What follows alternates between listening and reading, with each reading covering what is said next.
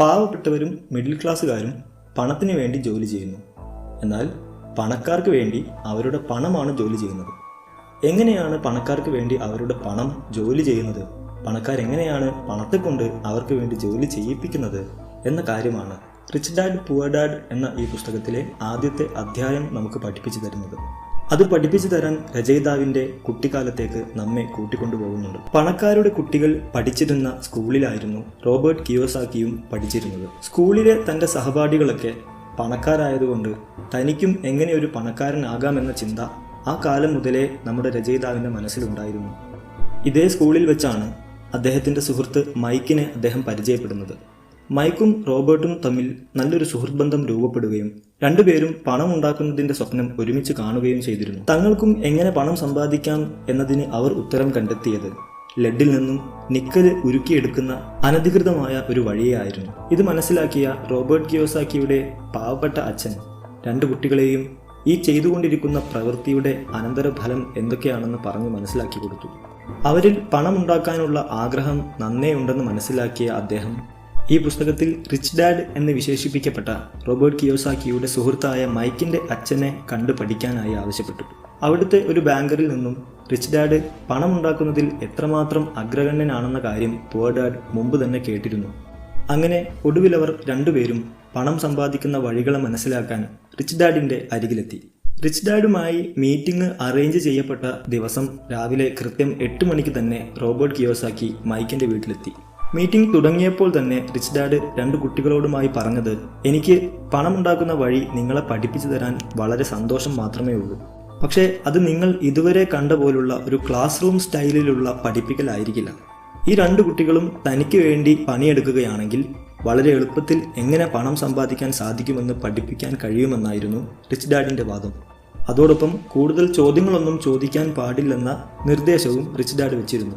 ഇത് സമ്മതിച്ച രണ്ടുപേരെയും rich dad ആദ്യം പഠിപ്പിച്ച പാഠം ഇതാണ്. അവസരങ്ങൾ എന്ന് പറയുന്നത്, അതായത് പണം സമ്പാദിക്കാനുള്ള അവസരങ്ങൾ എന്ന് പറയുന്നത് എപ്പോഴും വളരെ പെട്ടെന്ന് നമ്മുടെ കൺമുമ്പിലൂടെ പോയിക്കൊണ്ടിരിക്കും. അതുകൊണ്ട് അവയെ കാത്തിരുന്ന് കൃത്യമായ അവസരം കണ്ടെത്തുമ്പോൾ ഉടനെ അതിലേക്ക് ചാടി വീഴണം. റിച്ച് ഡാഡിന് വേണ്ടി ജോലി ചെയ്യിപ്പിച്ചുകൊണ്ടാണ് പണം സമ്പാദിക്കുന്ന വഴികൾ എങ്ങനെയാണെന്ന് പഠിപ്പിച്ചു കൊടുക്കുന്നത് എന്ന് പറഞ്ഞിരുന്നല്ലോ. എല്ലാ ശനിയാഴ്ചയും 3 മണിക്കൂറായിരുന്നു അവരുടെ രണ്ടുപേരുടെയും ജോലി. ഓരോ മണിക്കൂറിലും 10 സെന്റുകൾ കൂലി. ഒരു സെന്റ് എന്ന് പറയുന്നത് $1 100 വളരെ ബോറിംഗ് ആയിട്ടുള്ള ഒരു ജോലിയായിരുന്നു അത്. 2 ആഴ്ചകൾ കഴിഞ്ഞപ്പോൾ തന്നെ തന്നെ കൊണ്ട് ഇത് സാധിക്കില്ലെന്നും താൻ ഈ ജോലി ഉപേക്ഷിക്കുകയാണെന്നും റോബർട്ട് സുഹൃത്തായ മൈക്കിനോട് പറഞ്ഞു. മൈക്കിൻ്റെ അച്ഛൻ ഇങ്ങനെയൊരു പ്രതികരണം കുട്ടികളിൽ നിന്നും വരാൻ വേണ്ടി കാത്തിരിക്കുകയായിരുന്നു. ഈ ജോലിയിൽ തുടരാൻ തനിക്ക് താല്പര്യമില്ലെന്ന് റിച്ച് ഡാഡിനെ അറിയിക്കാൻ പോകുന്നതിന് മുമ്പ് ഇത് പുവർ ഡാഡിനോട് റോബർട്ട് കിയോസാക്കി ഷെയർ ചെയ്തു. പക്ഷേ പുവർ ഡാഡ് റോബർട്ടിനോട് പറഞ്ഞത്, നീ മണിക്കൂറിൽ 25 സെന്റുകൾ തനിക്ക് തരികയാണെങ്കിൽ മാത്രമേ ഇനി ഈ ജോലിയിൽ തുടരുകയുള്ളൂ എന്ന് ഒരു കരാർ വെക്കാനാണ്. അത് അംഗീകരിച്ച റോബർട്ട് റിച്ച് ഡാഡിനെ കാണാൻ വേണ്ടി പോയപ്പോൾ റോബർട്ട് 1 മണിക്കൂറോളം കാത്തു നിൽക്കേണ്ടി വന്നു.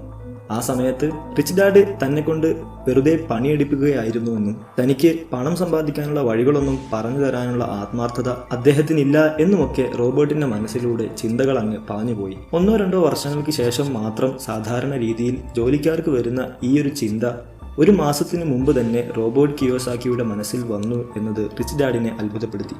അന്നത്തെ മീറ്റിംഗിൽ അദ്ദേഹം റോബർട്ടിനെ പറഞ്ഞു മനസ്സിലാക്കാൻ ശ്രമിച്ചു. താൻ എങ്ങനെയാണ് പണം സമ്പാദിക്കേണ്ടത് എന്ന് കൃത്യമായി പഠിപ്പിച്ച് തന്നുകൊണ്ടിരിക്കുകയായിരുന്നു എന്ന്.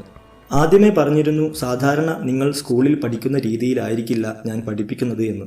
ജീവിതം നമ്മളെ എങ്ങനെയാണോ പഠിപ്പിക്കുന്നത് ആ രീതിയിലായിരിക്കും എൻ്റെ പഠിപ്പിക്കൽ. ഏറ്റവും പെട്ടെന്ന് കാര്യങ്ങളെ പഠിക്കാൻ സാധിക്കുന്നത് കാര്യങ്ങളെ ചെയ്തു നോക്കിക്കൊണ്ടാണ്. എന്നാൽ ഈ ലോകത്ത് പലരും തന്നെ സ്കൂളിൽ പോയും പുസ്തകം വായിച്ചുമൊക്കെയാണ് കാര്യങ്ങളെ പഠിക്കുന്നത്. അത് ഏറ്റവും ബുദ്ധിമുട്ടി കാര്യങ്ങളെ പഠിക്കാനുള്ള മാർഗമാണ്. അന്നത്തെ മീറ്റിംഗിൽ റിച്ച് ഡാഡ് റോബർട്ടിനോടായി മറ്റൊരു കാര്യം പറഞ്ഞു. ഒന്നുകിൽ ഇതേ ജോലി തുടർന്നുകൊണ്ട് ഒരുപക്ഷെ കൂടുതൽ ശമ്പളം ലഭിച്ചുകൊണ്ട് റോബർട്ടിന് മുന്നോട്ട് പോകാം വർഷങ്ങളോളം, അല്ലെങ്കിൽ പണം സമ്പാദിക്കാനായി സ്വന്തമായൊരു മാർഗം കണ്ടെത്താം. ഈ പാഠമായിരുന്നു റിച്ച് ഡാഡ് തൻ്റെ മക്കൾക്ക് നൽകാനായി ശ്രമിച്ചത്. മറ്റൊരാൾക്ക് ജോലി എടുക്കുന്നതിന് പകരം സ്വന്തമായി എന്തെങ്കിലും ഒരു ബിസിനസ് കണ്ടെത്താൻ. ആ മീറ്റിങ്ങിനിടയ്ക്ക് റോബർട്ട് വല്ലാതെ ക്ഷുഭിതനായത് റിച്ച് ഡാഡ് ശ്രദ്ധിച്ചിരുന്നു. അദ്ദേഹത്തിന് അത് നന്നേ ഇഷ്ടപ്പെട്ടു. കാരണം പണം സമ്പാദിക്കാൻ കോപം വരുന്നത് വളരെ നല്ലതാണ്. കോപവും സ്നേഹവും കൂട്ടിച്ചേർത്തിക്കൊണ്ടുള്ള വികാരമാണ് നമ്മളെ പണം സമ്പാദിക്കാൻ പ്രേരിപ്പിക്കുന്നത്. എന്നാൽ പാവപ്പെട്ടവർക്കും മിഡിൽ ക്ലാസ്സുകാർക്കും പണം സമ്പാദിക്കുന്ന സമയത്ത് ഉണ്ടാകുന്നത് പേടിയാണ്, ഭയം എന്ന വികാരം. തങ്ങളുടെ ബില്ലുകൾ അടയ്ക്കാൻ സാധിക്കില്ല, തങ്ങൾ ജോലിയിൽ നിന്നും പുറത്താക്കപ്പെടും എന്നൊക്കെയുള്ള ഭയങ്ങൾ. പണം സമ്പാദിക്കാനുള്ള വഴി മുട്ടിപ്പോകും, പുതിയൊരു ബിസിനസ് കണ്ടെത്താനുള്ള ധൈര്യക്കുറവ് തുടങ്ങിയ കാര്യങ്ങളൊക്കെയാണ് പാവപ്പെട്ടവരെയും മിഡിൽ ക്ലാസ്സുകാരെയും തടഞ്ഞു നിർത്തുന്നത്. ഗവൺമെന്റിലേക്ക് അടയ്ക്കേണ്ട ടാക്സുകളും മറ്റ് പിടുത്തങ്ങളുമൊക്കെ കണ്ടു കഴിഞ്ഞാൽ ശമ്പളം ലഭിച്ചതിന് ശേഷം പോലും ഇത്തരക്കാർക്ക് സന്തോഷം കാണാറില്ല. അന്ന് വെറും 9 വയസ്സ് മാത്രം ഉണ്ടായിരുന്ന നമ്മുടെ പുസ്തകത്തിന്റെ രചയിതാവ് ആദ്യമായായിരുന്നു ടാക്സിനെ കുറിച്ച് കേൾക്കുന്നത്. അന്ന് തന്നെയായിരുന്നു കൂടുതൽ പണം പണക്കാർ സമ്പാദിക്കുന്നുണ്ടെങ്കിലും ഗവൺമെന്റിലേക്ക് അത്ര ടാക്സ് ഒന്നും അടയ്ക്കുന്നില്ല എന്ന സത്യം റോബർട്ട് കിയോസാക്കി മനസ്സിലാക്കിയത്. ആ മീറ്റിംഗിന് ശേഷം അവർ തമ്മിൽ ഒരു പുതിയ ഡീലിലെത്തി. ആ ഡീൽ ഇങ്ങനെയായിരുന്നു: ഇനി റോബർട്ടും മൈക്കും റിച്ച് ഡാഡിന് വേണ്ടി ജോലിയെടുക്കുന്നത് ഫ്രീ ആയിട്ടാണ്. അടുത്ത 3 ആഴ്ചകളിലേക്ക് റോബർട്ടും മൈക്കും റിച്ച് ഡാഡിന് വേണ്ടി ഫ്രീ ആയി ജോലി ചെയ്തു കൊടുത്തു. 3-ാമത്തെ ശനിയാഴ്ചയിൽ 2 കുട്ടികളെയും കൂട്ടി റിച്ച് ഡാഡ് ഒരു പാർക്കിലേക്ക് പോയി. അവിടെ വെച്ചായിരുന്നു എലിയോട്ടം അഥവാ റാറ്റ് റേസ് എന്ന കാര്യത്തെക്കുറിച്ച് റിച്ച് ഡാഡ് അവരെ പഠിപ്പിക്കുന്നത്. അതിനുവേണ്ടി റിച്ച് ഡാഡ് കുട്ടികളോട് പറഞ്ഞു, ഇനിയുള്ള ഓരോ മണിക്കൂറിലും നിങ്ങൾക്ക് ഞാൻ 25 സെന്റുകൾ വെച്ച് കൂലി തരാം. 2 പേരും അത് സമ്മതിച്ചില്ല. അങ്ങനെയെങ്കിൽ മണിക്കൂറിന് $1 വെച്ച് തരാം. അപ്പോഴും അവർ സമ്മതിച്ചില്ല. $2 വെച്ചായാലോ? അതിനും അവർ ഒരുക്കമായിരുന്നില്ല. ഒടുവിൽ മണിക്കൂറിന് $5 വെച്ച് തരാമെന്ന് പറഞ്ഞിട്ട് പോലും കുട്ടികൾ സമ്മതിച്ചില്ല. അവർക്കറിയാമായിരുന്നു അവരെ വാങ്ങിക്കാൻ ഇനി ആർക്കും സാധിക്കില്ല എന്ന്. അവർക്ക് സമ്പന്നരാകണം എന്ന ആഗ്രഹം മനസ്സിൻ്റെ ഉള്ളിൽ അതിയായി പതിഞ്ഞിരുന്നു. അതുകൊണ്ട് തന്നെ ഒരു ജോലിക്കാരനായി മുന്നോട്ട് പോകാൻ അവർ ഒരുക്കമായിരുന്നില്ല. അന്നത്തെ ദിവസം റിച്ച് ഡാഡ് കുട്ടികളോട് പറഞ്ഞു കൊടുത്ത മറ്റു ചില കാര്യങ്ങളുണ്ട്. പാവപ്പെട്ടവർ സാധാരണയായി ഇടയ്ക്കിടെ പറയാറുള്ള ഒരു കാര്യമാണ് തങ്ങൾക്ക് പണത്തിൽ അത്ര താല്പര്യമൊന്നുമില്ല എന്ന്. അപ്പോഴായിരുന്നു റോബർട്ടിന് തൻ്റെ അച്ഛൻ ഇടയ്ക്കിടെ പറയുന്ന എനിക്ക് പണത്തോടത്ര താല്പര്യമൊന്നുമില്ല, ഞാൻ ജോലി ചെയ്യുന്നത് എൻ്റെ ജോലിയെ ഞാൻ ഇഷ്ടപ്പെടുന്നത് കൊണ്ടാണ് എന്നൊക്കെ പറയുന്നത് ഓർമ്മ വന്നത്. പാവപ്പെട്ടവർ അവരെ തന്നെ കവർ ചെയ്യാൻ ഉപയോഗിക്കുന്ന ഒരു മാർഗമാണിത്. ഒരു ലോങ് ടേം പ്രശ്നത്തിന് വളരെ ഷോർട്ട് ടേം ആയിട്ടുള്ള ഒരു സൊല്യൂഷനാണ് ജോലി എടുക്കുക എന്ന് പറയുന്നത്. ജോലി എടുക്കുന്നവരുടെ ഉള്ളിൽ ഏതെങ്കിലും രീതിയിലുള്ള ഒരു ഭയം എപ്പോഴും കാണും. എന്നാൽ റിച്ച് ഡാഡ് 2 മക്കളെയും പഠിപ്പിക്കാൻ ശ്രമിച്ചത് ഇനി ഒരിക്കലും മുട്ടുവിറയ്ക്കുന്ന ഭയം വരുന്ന സമയങ്ങൾ അവർക്കുണ്ടാകരുതെന്നും അങ്ങനെ വരേണ്ട അവസ്ഥയിൽ ചിന്തിക്കാനുള്ള കഴിവ് മറക്കരുതെന്നും അവരെ ഓർമ്മിപ്പിക്കാനാണ്. നിങ്ങൾ നിങ്ങളുടെ തലച്ചോറ് ഉപയോഗിക്കുക. ആളുകൾക്ക് വേണ്ടി പണമൊന്നും വാങ്ങാതെ ജോലി ചെയ്തു കൊടുക്കുക. ഇങ്ങനെ മുമ്പോട്ട് പോയാൽ തന്നെ എങ്ങനെ വളരെ വലിയ രീതിയിലുള്ള പണം നിങ്ങൾക്ക് സമ്പാദിക്കാം എന്ന ചിന്തകൾ, ഐഡിയകൾ നിങ്ങളുടെ തലയിലേക്ക് വന്നുകൊണ്ടിരിക്കും. മറ്റുള്ളവർ കാണാത്ത പലതിനെയും നിങ്ങൾക്ക് കാണാൻ സാധിക്കും. കാരണം മറ്റുള്ളവരൊക്കെ കാണുന്നത് ആ ജോലി എടുക്കുമ്പോൾ അവർക്ക് ലഭിക്കുന്ന പണത്തെയാണ്. അവർക്കത് ലഭിക്കുകയും ചെയ്യും. റിച്ച് ഡാഡിൻ്റെ ഈ വാക്കുകളെ 2 കുട്ടികളും നന്നേ ഇഷ്ടപ്പെട്ടു.